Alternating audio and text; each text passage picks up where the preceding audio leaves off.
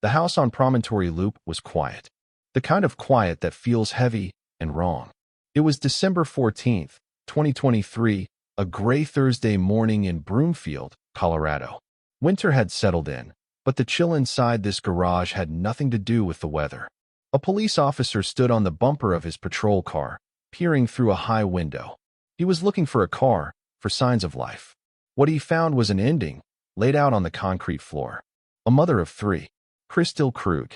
She was lying at the bottom of the steps, a pool of blood haloing her head. She was not moving. The official report would later call it a welfare check. But this was no accident waiting to be understood. This was a stage. A carefully arranged, horrifically final scene. And every detail in that garage was a line from a script, written by someone who wanted the story to read a very specific way. Look at the facts, just as the first responding officers found them. A woman, dead from violent trauma. But her home, just inside, is perfectly orderly. No struggle, no overturned furniture, no signs of a frantic fight. It is calm, almost eerily preserved. Her purse sits nearby. Inside it, a handgun. She had a permit to carry it. She was trained to use it. But it never left its holster. She was taken by a surprise so complete, so sudden, she never had a chance to reach for it. Then, the security cameras. 4 of them watched the outside of this home. They were Crystal's own system, installed for protection. But that morning, they saw nothing. 3 were mysteriously disabled right around the time the attack must have happened.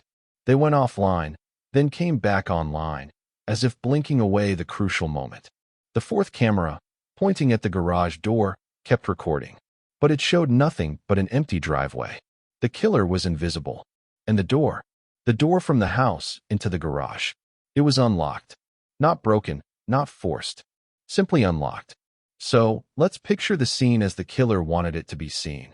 A mysterious, violent stalker, a man Crystal had feared for months, somehow bypasses a security system, quietly enters a home without disturbing a thing, overpowers a woman in her garage, and vanishes into thin air, leaving behind a perfect, unsolvable mystery.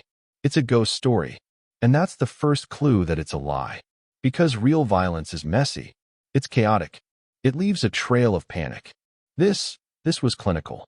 This was a blueprint that had been followed to the letter. The gruesome discovery in the garage wasn't the beginning of the horror. It was the final period on a sentence that had been written over months. That sentence was Crystal's life, and every word had been chosen by someone else. In her home, investigators would soon find a dossier. A meticulous, detailed log that Crystal herself had kept. It was a catalog of terror. Texts, emails, threats from a stalker she knew as Anthony, an ex-boyfriend from decades past. She documented every date, every vile message, every chilling promise.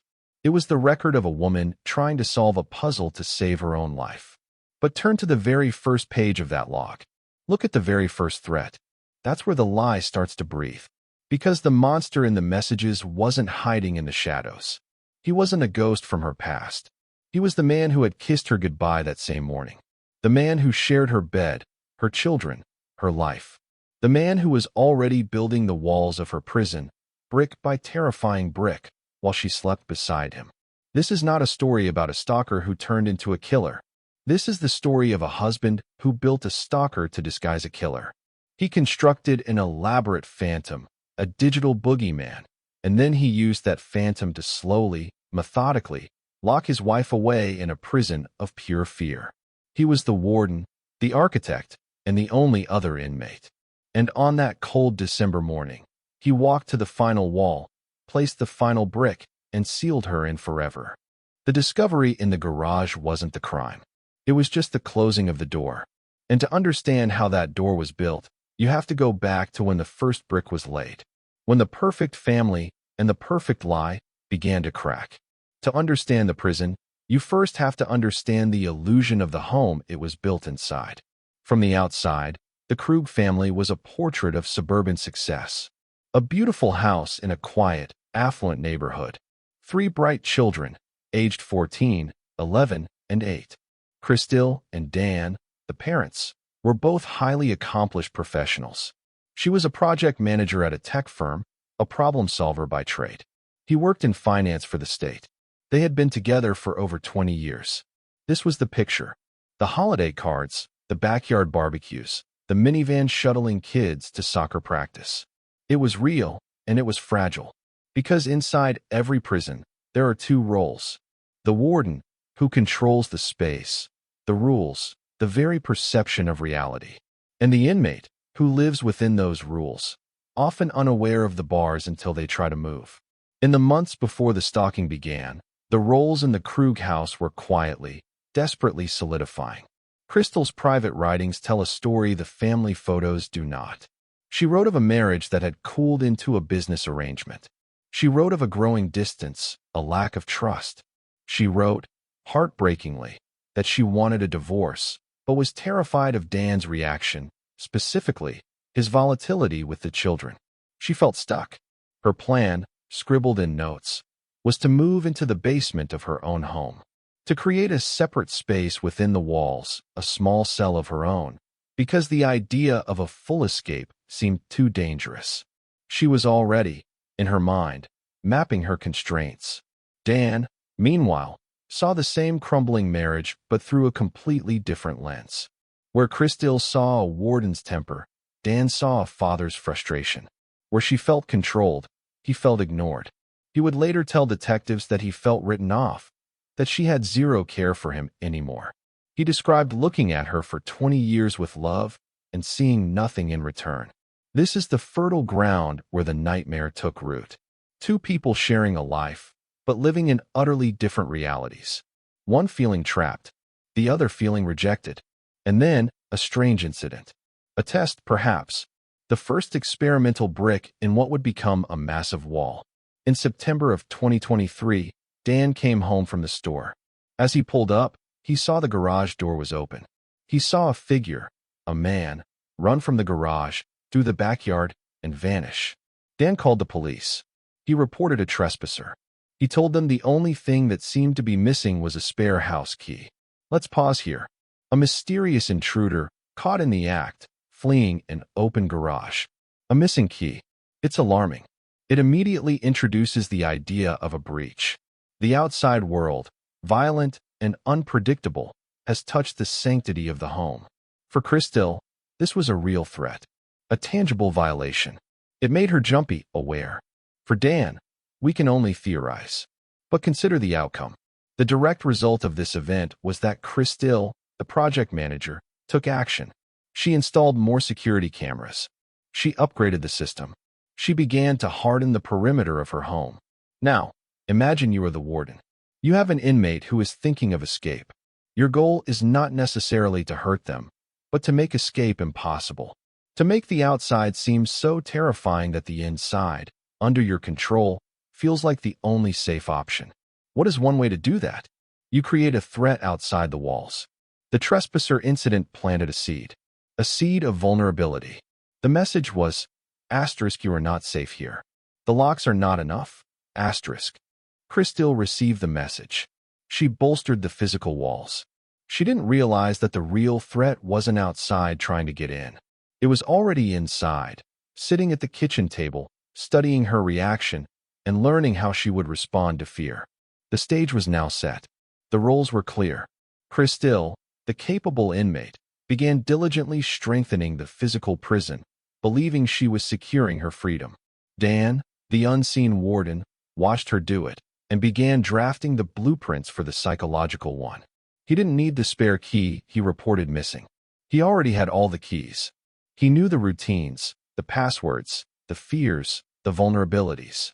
He knew what she loved most, her children, and he knew, with chilling precision, how to use that love as leverage. The perfect family facade was the prison's outer wall. The trespasser was the first sign on that wall that read, danger. And Crystal, in her diligent, logical way, was about to help him build the rest. Because the true masterpiece of this prison wasn't its walls. It was the fact that the inmate would spend months desperately, expertly, locking the doors from the inside for the man who was already in the room with her. The first message arrived in early October. A text. Simple. Seemingly innocent. A reach from the past. It was from a number Chris still didn't recognize, but the name attached was one she hadn't thought of in years: Anthony. An old, brief college boyfriend from 2 decades prior. The tone was light. How are you? You remember me? For Chris still, it was likely an unwelcome surprise, a blip from a life she'd left behind. She probably ignored it, or sent a polite, dismissive reply, a normal reaction. But in the architecture of fear, a simple text is the first whisper through the bars. It's a test. Does the inmate jump? Do they look around? Or do they shrug and move on? Chris still likely moved on. So, the warden had to adjust the plan. The messages began to multiply. They came from different numbers. They shifted to email. The tone curdled, shifting from nostalgic to possessive, then to sinister. The specter of Anthony was no longer a memory. He was becoming a phantom, and he was angry. Now, we must watch 2 stories unfold simultaneously. We must see the prison from both sides of the wall. From Crystal's side, the inmate's view asterisk. A nightmare is crystallizing. A man she hasn't seen since the year 2001 is suddenly, digitally, everywhere. He's in her phone, in her inbox. He knows details about her life. He's fixated. The fear is real, visceral, and logical. Her world, which already felt constrained by her failing marriage, now has a new, external threat pressing in from all sides. Her brilliant, analytical mind kicks into overdrive. This is a problem to be solved. She opens a new document. She starts a log. Asterisk October 2nd. Text from unknown number, claims to be Anthony. October 5th. Email to old personal address. October 10th. New number, more aggressive tone. Asterisk she creates a timeline, color-coded, meticulous. She is documenting the haunting. She takes defensive action. She applies for a concealed carry permit. She buys a handgun. She takes training courses. She tells a close friend. She establishes a buddy system for errands. She shares her phone location with family. She speaks to neighbors, her voice low and serious. Keep an eye out. There's a man threatening me. Every action is rational, intelligent, and utterly exhausting. She is fortifying her life. She is building a citadel inside her prison, unaware that the siege is being orchestrated from the command center in her own home. From the warden's side, the control room asterisk. A performance is being engineered. Dan Krug, sitting in his home office, or in his state government building, is conducting a symphony of terror. He purchases burner phones with gift cards. He creates anonymous email accounts. He studies his wife's past to craft the Anthony persona, its history, its likely voice. Each threatening message is a brick he lays in the wall around her. He isn't just sending words. He is conducting an experiment. Asterisk if I send this, how does she react? Does she tell me? Does she hide it? Does she buy a gun? Does she call the police? Asterisk. He is learning her fear responses like a pianist learns scales. The Halloween email was a masterstroke. He sent Crystal a photo he had taken himself, a picture of himself, Dan, standing outside his own workplace. The attached text threatened to put a hose in her husband's tailpipe. Think of the chilling genius of this. He is threatening himself. He is making himself both the co-victim and, secretly, the aggressor. When Crystal, shaken, finally showed him this email, he could play the part of the concerned, threatened husband. They were in this together, he could say. A team against the world. It was the ultimate gaslight. He was the shadow in the corner, and he was also the person holding the flashlight, saying, "Don't worry, I'll protect you from that shadow." The bodily fluid incident was another brick. A claim so vile and intimate it was designed to shatter her sense of security. When the police officer came and found nothing on her car, a tiny seed of doubt could be planted. Is she overreacting? But for Crystal, the absence of proof was worse. It meant the violation was invisible, untraceable. The phantom was so clever he left no trace. For months, this dual reality played out. Crystal lived in escalating, documented terror. Dan lived in a perverse, secret theater of control. He watched his wife grow more afraid, more armed, more isolated. He watched her turn to the police, to Detective Martinez, and lay out the entire case against the phantom he had created. In doing so, She gave him the ultimate gift. She handed her warden the complete schematic of her security system. She showed him every alarm, every camera's blind spot, every weapon she planned to use, and every person she trusted for help. He now knew exactly how to disable it all. The prison walls were now sky-high. Crystal was inside, looking out at a world filled with a monster named Anthony. Dan was outside those walls, but also inside the house, holding the keys, watching her pace. He had successfully made the real threat invisible by creating a dazzling, frightening decoy. But a good warden knows an inmate with nothing left to lose is dangerous. Crystal wasn't breaking down. She was gearing up.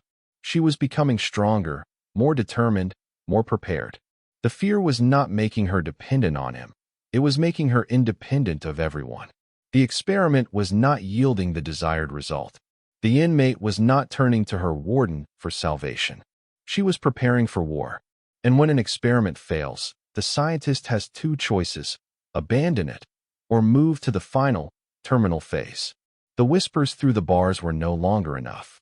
The next step would have to be the silencing of the voice on the other side, forever. There is a moment in every prison's construction when the warden must inspect his own work.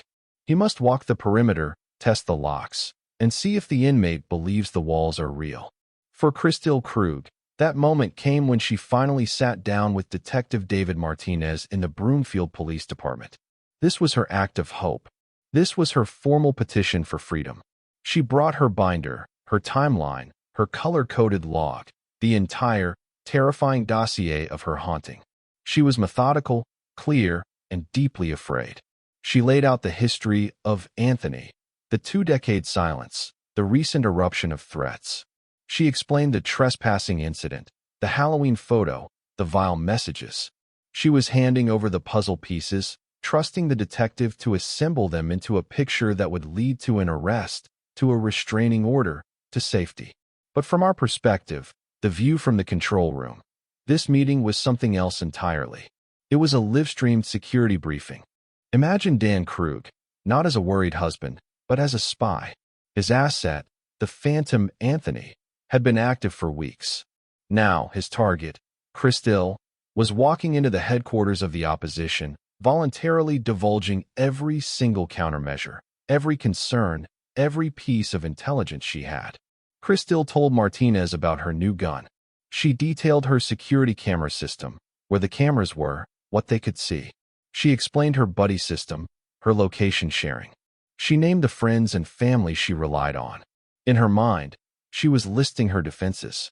To the warden listening in spirit, through her later recounting, or perhaps through access to her notes, she was reading aloud from the prison's security protocol manual. The bodily fluid threat provided a perfect, dark example of this dynamic. The Phantom's claim was so specific and disturbing that Crystal had to involve the police. An officer came to her home, inspected her car, and found nothing. No evidence. To the officer, it might have seemed like a hoax or a hysterical exaggeration. For Crystal, the lack of evidence was more terrifying. It meant her stalker was not just vile, but impeccably careful. He could violate her space and leave no physical trace. He was a ghost. But for the warden, this incident served two brutal purposes. First, it escalated the psychological torture to a new, intimate level. Second, it potentially sowed a tiny, corrosive seed of doubt in the minds of the authorities. Asterisk, is she reliable? Is she seeing things? Asterisk, it was a subtle move to undermine her credibility, the ultimate gaslighting, using the police's own rational conclusions to make her feel irrational. The most heartbreaking twist in this meeting was Crystal's own analysis. She told Detective Martinez that the only silver lining, the only good thing about this nightmare, was that Anthony had never once threatened or mentioned her children. In her mind, this was a line the monster would not cross. It was a small island of safety in the terrifying sea. She could not have known the true, grotesque reason for this omission. The monster was her children's father. To have the Phantom threaten the kids would be illogical for the character Dan was writing. It would break the narrative. Anthony was obsessed with her, with possessing her, with punishing her for rejecting him. The children were irrelevant to that storyline. Dan, as the author, kept them out of the script not out of mercy, but for plot consistency. He was protecting the integrity of his fictional monster, not his real children. This meeting with Martinez should have been a turning point. It should have been the beginning of the end of her fear. But instead, it marked the point where the warden's intelligence became complete. He now knew exactly how the police perceived the threat. He knew what they knew and what they didn't. He knew which doors Christille believed were locked, and he had copies of every key. The illusion of security was now total. Christille believed she had activated the full power of the law to protect her. She had a detective on her case. She had a file number. She had a plan. What she had actually done was shown the warden the exact layout of the final door he would need to lock. She had pointed to the very mechanism, the police, her own preparedness, that he would have to overcome in his final act. She walked out of the police station that day, likely feeling a flicker of hope, a sense that the walls might finally come down. She was wrong. The blueprint for her murder was now being drafted, and she had just provided the final specifications. Hope is a powerful motivator, but so is desperation. In the weeks following her meeting with Detective Martinez, Christille Krug existed in the narrow, electric space between the two. The phantom was not gone. The messages, the threats, the oppressive sense of being watched, they continued. The police had the file, but Anthony remained a ghost in the machine, untouchable. The system was moving, but it was slow. And fear is fast. So, Christille did what brilliant, capable people do when the systems fail them. She took matters into her own hands. She shifted from defense to active deterrence. This was not a breakdown. It was a mobilization. She intensified her firearms training. This wasn't just about owning a gun, it was about mastery. She practiced until drawing and aiming became muscle memory. She obtained her concealed carry permit and began taking the weapon with her everywhere. It was a heavy weight in her purse, a constant reminder of the threat, but also a source of grim agency. She was determined that if the phantom ever materialized, she would be ready. She became a student of situational awareness. The buddy system wasn't just a casual check-in. It was a formal protocol. Running to the store? A friend was on the phone the entire time. Sharing her live location with family wasn't just a feature. It was a lifeline. Her neighbors were not just acquaintances. They were part of her early warning network. She had transformed her community into a surveillance web, with herself at the center. She documented everything with the precision of a lab technician. Her stalker log grew thicker. Every unknown number, every vile email, every timestamp was recorded. It was evidence, yes, but for her, it was also a map. Patterns might emerge. A mistake might be found. She was auditing her own terror, looking for a loophole in the nightmare. From the outside, looking in, this period is often mistaken for a victim spiraling. That is a profound misunderstanding. Christille was not spiraling. She was engineering. She was building a personal security apparatus of remarkable complexity and intelligence. She was fortifying her position within the prison walls with every tool she could find. But here is the cruel, inescapable flaw in her plan. Every single countermeasure, every fortified wall, was built to keep the phantom out. Every camera pointed outward. Every lock faced the external world. Her gun was for a stranger approaching her in a parking lot. Her vigilance was for an unfamiliar figure in the shadows. The true breach had already happened. The enemy was not outside the walls. The enemy was the architect of the walls themselves. He was the man who approved the security camera installation. He was the person who knew she carried a gun in her purse and exactly where that purse would be each morning. He was the one who heard about the buddy system, who knew which neighbors she trusted. He lived inside her security protocol. He slept in the bed next to her. Dan Krug watched this mobilization with a mix of frustration and cold calculation.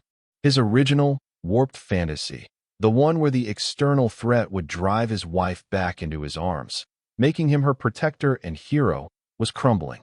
His experiment was failing. The fear was not making her cling to him. It was making her self-reliant.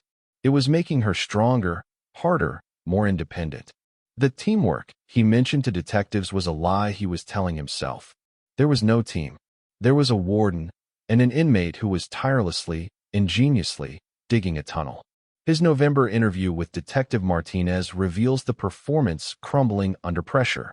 He talks about jumping at the sound of a dropped can in a grocery store. "I'm panicking," he says, "and I'm doing a job of protecting my life." He admits the stalking is intending to be terrorizing. Listen to his words not as a victim's confession, but as a playwright criticizing his own script. The intention is to make your life miserable and cause disruption and some sort of emotional turmoil. He's not describing what's being done to him. He's articulating the precise goal of the campaign he is waging against her. He is reviewing his own work, and from his perspective, it's not having the desired emotional effect on the audience of one. Crystal's strength was becoming a problem. An inmate who is digging a tunnel is an inmate who must be stopped. The tension inside the house on Promontory Loop was now a taut wire, vibrating with silent energy. On one side, a woman, armed, alert, and meticulously documenting her own siege. On the other, a man who had authored the siege, watching his creation backfire, his control slipping away. The prison was fully constructed. The inmate was actively seeking an exit, and the warden was left with only one final tool of absolute control: the power to make the prison permanent. Every prison, in the end, has one master key, not to let people out, but to seal them in forever. The morning of December 14th, 2023, was the final act of Dan Krug's production. Every prop was in place. Every line of the script had been rehearsed, in his mind, 100 times. This was not a crime of passion. It was a clinical execution of a plan, the locking of a final, irreversible door. Let's walk through that morning not as a mystery, but as a guided tour of a completed construction project. 7:57 a.m. Crystal returns home after dropping the children at school. She backs her car into the garage. The routine is normal. She is alive. She is likely thinking about her day, about the meeting she supposedly has with Detective Martinez. She is inside the prison, going about her duties.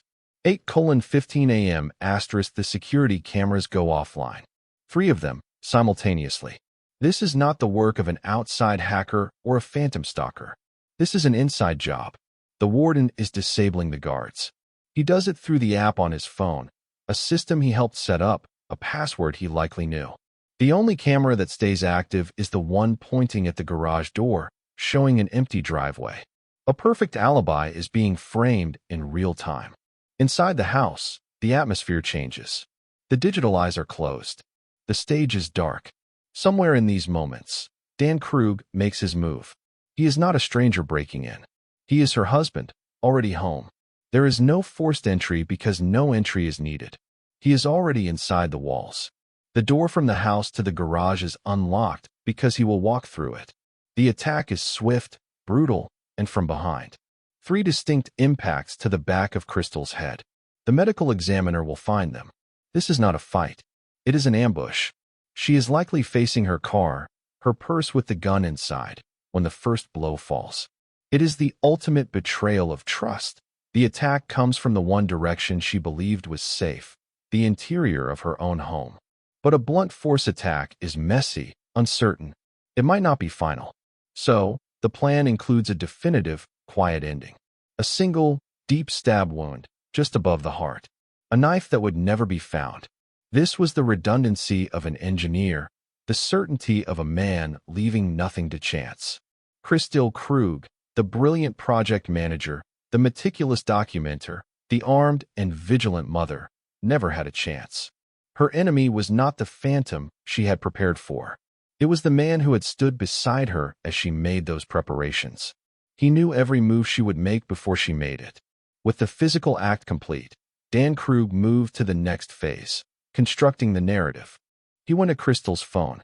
He typed out 2 texts that would never be sent. One to Detective Martinez, one to her brother, Lars. The story they told was a masterpiece of misdirection. They confessed to an 18-month affair, to framing Anthony, and claimed she and her now ex-boyfriend were coming to the police station to confess. It was a bombshell. It provided a motive for someone else to kill her, a jealous lover, a tangled web of lies. But the texts were unsent. They were drafts. Found later, They would dangle a tantalizing red herring, a secret life that never existed. They were a ghost subplot, inserted into the narrative to muddy the waters. Then he crafted his alibi. He scheduled a text message. At 8:56 a.m., over 20 minutes after he would be seen leaving the house, Crystal's phone would automatically send a message to him, Dan. It asked him to pick up their daughter from school that afternoon. A mundane, domestic detail. The timestamp was the key. It was meant to scream, she was alive and texting me long after I left for work. I couldn't possibly be the killer, 8:22 a.m. He powers off Crystal's phone. The unsent confessions are locked inside. The scheduled message is set like a timer on a bomb. 8:24 a.m. Dan Krug walks out of his house, gets into his car, and drives to work. The only security camera is still on. The one he left active records him leaving. It shows a calm man heading to his job. The perfect, ordinary exit. He drives away, leaving behind a staged scene of a ghost story. A body in the garage, disabled cameras, an unlocked door, a car parked neatly, a gun, and used, in a purse, and on a phone, soon to ping with a scheduled message from beyond the grave. He believed he had thought of everything. The phantom Anthony had finally, violently, materialized and then vanished. The troubled wife, hiding an affair, had met a tragic end. The grieving husband was at work, with a digital receipt from his wife to prove he was miles away. It was the master key, a key designed not just to lock Crystal's prison forever, but to lock the investigation into a maze of dead ends and false leads. But in every perfect prison, there is a single, tiny flaw. Not in the walls, or the locks, or the bars. It's in the arrogance of the warden who believes he can control not just the inmate and the structure, but reality itself. He forgot that while you can schedule a text message, you cannot schedule a human being's digital soul. A phone, when powered off, does not send messages. It does not connect to networks. It is a silent brick. That scheduled text, sent at 8:56 a.m. from a phone that had been dead since 8:22 a.m., was not proof of life. It was a digital ghost. And ghosts, once seen, point relentlessly back to the person who tried to create them. The master key had been turned. The door was shut, but on the floor, glinting in the dark, was the first clue that the lock itself was fake. A warden never expects to be interrogated about the structural integrity of his own prison. He is the authority, the one who gives the answers. But on the afternoon of December 14th, Dan Krug found the roles violently reversed. He was no longer in the control room. He was in the soft, quiet, intensely focused interview room of the Broomfield Police Department. His performance here was perhaps his most critical. The grieving, confused, cooperative husband. The script was demanding. Show shock, show grief, show a willingness to help, and above all, maintain the reality of the phantom. For the first hour, he followed the script. He was distraught. He was helpful. He ran detectives through the security system, explaining how the cameras could be disabled through the app. He offered theories that bolstered the ghost story. Someone came to the door. She must have answered. She must have been taken off guard. He painted a picture of a man desperate for answers, clinging to the narrative of the terrifying outsider, the kickman. But a good detective is not an audience member. He is a critic. And Detective Martinez had already read a different version of the play. The first crack in the performance came not with a shout, but with a quiet revelation. Martinez informed Dan that they had already located Anthony, the ex-boyfriend. He had a rock-solid alibi. He was hundreds of miles away, seen on camera, at work, with his wife. The phantom had a verified, physical presence somewhere else. He could not have been in that garage. Watch Dan's reaction in your mind's eye. The script has a page torn out. The central villain of his story has been erased by facts. The emotion that flashes is not relief that an innocent man is cleared. It is the panic of an actor who has just been told his co-star never showed up for the performance. "I've been looking at you," Detective Martinez said, his voice level. "But I've been waiting for these records to come back." The digital warrants had returned. The IP addresses for the threatening emails, the origins of the burner phone numbers. They didn't trace back to Utah or to a phantom. They traced back to the Colorado State Government building in Greenwood Village, Dan Krug's workplace. The control room was being hacked. The evidence was no longer about a stalker out there. It was about a stalker in here, in this room. This is the moment the warden's mask begins to slip. His energy changes. Detectives noted he became quiet. Still, he spoke slower, claiming exhaustion. But this wasn't the fatigue of grief. This was the draining collapse of a sustained, monumental lie. The cognitive load of maintaining an alternate reality, for months, was finally crashing down. He wasn't tired from crying. He was exhausted from performing. The detectives presented their new theory. It was a mirror held up to his own plot. He was the stalker. He created the threat to terrorize his wife, hoping the fear would drive her back to him, rekindle their bond, make her see him as her protector. Dan's response to this was telling. He didn't erupt in denial. He didn't fight back with fury. He grew quiet, still. He said, "I don't know where you're going. My brain is fried." It was the sound of a system overloading, a man retreating into the last safe room in his mind as the walls of his narrative collapsed around him. He tried to correct the record on one point. The detective spoke of rekindling. Dan, with a flicker of his old, precise self, objected. "I think there's a big gap between teamwork and rekindling." Even in his collapse, he was a stickler for the details of his own story. He would admit to a pragmatic alliance under threat, but not to the emotional manipulation they were describing. It was a last, futile attempt at narrative control. After roughly 4 hours, the performance ended. He declared he was done. The role of the helpful, grieving husband was too heavy to carry any longer. As he awaited a ride, he made one final, passionate plea to Detective Martinez. Not as a suspect, but as a husband, a father. "Find him," he said, his voice breaking. "Don't just assume it's me. Keep looking." It was a masterful line, a last-ditch effort to resurrect the phantom, to point the search back into the shadows. It was the warden, his keys taken away, still insisting there was another, darker cell block that everyone had missed. But the detectives were no longer listening for the story. They were listening to the silence between the words. The silence where the truth was screaming. The phantom was gone. All that was left was the architect, sitting in a soft room, his perfect prison now just a crime scene, and every piece of evidence starting to point back to the man who built it. A physical prison can be torn down. Its bricks can be scattered, its bars melted. But a prison built in the digital world? It leaves a ghost. An eternal, unforgiving echo of every single action taken. Dan Krug may have believed he was deleting, disabling, covering his tracks.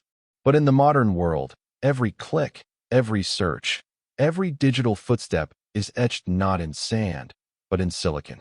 It doesn't fade. It waits. The police now held the blueprint to his prison. Not the one made of drywall and garage doors, but the one made of data. And as they followed the cold, clear trails he left behind, a portrait emerged not of a grieving husband, but of a man conducting meticulous, premeditated research. Let's follow the ghost. The phantom's birth certificate asterisk the threatening emails, the burner text messages. They didn't float in from the ether. Digital warrants forced the companies that owned the servers, the networks, to reveal their point of origin. The IP addresses, the unique digital fingerprints of those messages, led back to specific locations. Not to Anthony's home in Utah. They led, repeatedly, to the IP range registered to the Colorado General Government building in Greenwood Village. Dan Krug's office. The phantom was not texting from the shadows. It was clocking in from a state cubicle. The shopping list for a nightmare asterisk the burner phones had to be purchased. They were bought with gift cards, a classic tool for anonymity. But anonymity in the physical world is almost impossible. Store cameras recorded the purchases. And what else was in those stores at that exact time? The ping from Dan Krug's personal cell phone. His device, constantly talking to cell towers, placed him at those same stores, at those same times. The phantom and the husband were shopping together. The blueprint for violence asterisk then, there were the searches. The night before the murder, at approximately 9 p.m., from a device linked to Dan, a window opened into a dark and specific curiosity. Asterisk, How hard would you have to hit someone on the head to make them unconscious? Asterisk, how durable is the human head to withstand trauma? Asterisk, how hard a hit for head trauma to go unconscious? This wasn't the panicked search of a man fearing a stalker. This was the clinical, preparatory research of a builder finalizing his plans. He wasn't wondering how to survive an attack. He was calculating how to deliver one. These were the final specifications, pulled up on screen the night before construction began. The ghost in the machine asterisk, and finally, the most damning echo of all, the scheduled text. The 8:56 a.m. message from Crystal's phone to Dan's, asking him to pick up their daughter. This was the cornerstone of his alibi. She was alive and texting me after I left. But digital forensics don't lie. Crystal's phone was powered off at 8:22 a.m. A phone that is off is a brick. It cannot connect to a network. It cannot send a signal. It cannot schedule anything. For that message to have been sent at 8:56, a human being would have had to turn the phone on, connect to the network, and press send. The digital records showed no such activity. The phone was dark and silent from 8:22 a.m. onward. Therefore, that 8:56 a.m. message could only have been created before the phone was turned off. It was set on a timer, like a bomb. It was a piece of code meant to simulate life after death. A digital puppet, its strings cut at 8:22, programmed to twitch at 8:56. Dan Krug, the project manager, understood systems. He understood processes. He believed he could write a program, a sequence of events, that would run flawlessly and prove his innocence. But he made one catastrophic error. He confused a scheduled send time with a live signal. He created a ghost message, and in doing so, he left the clearest possible fingerprint of premeditation. The alibi didn't prove he was away. It proved he was planning. One by one, the detectives assembled these echoes. The phantom IP address at Dan's office. Dan's phone at the store buying the phantom's tools. Dan's computer asking how to build a lethal blow. Dan's hand setting a digital ghost to speak on a dead woman's phone. The prison walls, so imposing in Crystal's life, became transparent in the digital record. They were no longer barriers of fear. They were exhibits in a case file. Every brick was numbered. Every lock was photographed. And every single one led back to the man who had ordered the materials, drawn the plans, and believed he alone held the master key. He thought he was building a perfect, untraceable cage. What he was actually building was a perfect, irrefutable confession. A prison, once its purpose is served, becomes just a shell, an empty space defined by what it once contained. The legal process that followed was the slow, methodical dismantling of Dan Krug's constructed world. His arrest in a supermarket parking lot, a mundane end to a grandiose plot. The handwritten note in his pocket, declaring his clear conscience, now read not as a proclamation of innocence, but as the last, scribbled line of his own crumbling script. The trial was not a debate over a phantom, but a forensic autopsy of the prison itself. The defense argued, rightly, that there was no direct physical evidence, no blood on his clothes, no murder weapon in his car. They called it a weak, circumstantial case. But they were missing the point entirely. This was never a case about a bloody knife. It was a case about a bloody blueprint. The prosecution laid out the architecture of the crime. The motive, a dying marriage, a wife seeking escape, a man losing control. The means, not a weapon, but a campaign of terror, the digital and psychological tools used to manufacture a phantom enemy. The opportunity, the intimate knowledge of a husband, the inside access to security, to routines, to fear. They showed the jury the walls, the stalking log Crystal kept, a diary of the torture her own husband was inflicting. They showed them the locks, the disabled cameras, the staged texts. And they showed them the builder, the digital ghost trails leading from the state office, to the store, to the late-night searches for the physics of murder. The jury saw not a mystery, but a construction project. And they saw the foreman, standing in the empty lot, denying he'd ever ordered the bricks. The verdict was swift. Guilty of first-degree murder. Guilty of stalking. Guilty of criminal impersonation. The sentence was life without parole. A final, legal cage constructed around the warden himself. But justice, in cases like this, is a word that feels too small. It cannot fill the emptiness left behind. The real prison on Promontory Loop was gone. Crystal was gone. Dan was gone, incarcerated in a concrete and steel system far more literal than the one he built. The house was just a house again. The cameras, just gadgets.